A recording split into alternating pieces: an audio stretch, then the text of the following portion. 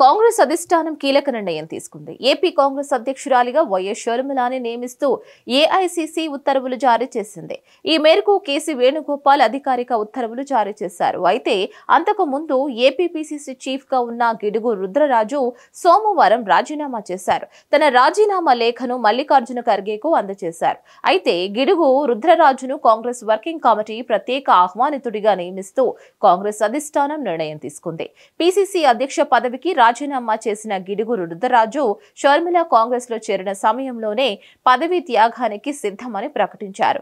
ఈ క్రమంలో గిడుగు రుద్రరాజు ఏపీ అధ్యక్షుడిగా అందించిన సేవలను అభినందిస్తూ party general secretary KC Venugopal ఉత్తర్వుల్లో పేర్కొన్నారు. మరిన్ని అప్డేట్స్ కోసం please like, share and subscribe to Hit TV. Hit TV presents like, share, comment. TV వాళ్ళకు కూడా నేను ఒక సర్ప్రైజ్ ఇద్దాం అనుకుంటున్నాను. మీరు మాత్రమే జెస్సీ ఎందుకు అయ్యారు? ఇలాంటి అమ్మాయిలకి పిలవడానికి బాగుంటుంది. చందు సాయికి like you and have a జనాలకి ఒక పేరు నచ్చిందంటే దీనికి ఒక ప్రాసెస్ ఉంటుంది. ఎందుకు ప్రాసెస్ డైరెక్ట్‌గా వెళ్ళిపోదాం. ఏదైనా ఒకటి మర్చిపోయినావా నువ్వు? మర్చిపోయినా మేడం. ఏం మర్చిపోయావు? నా గుండె.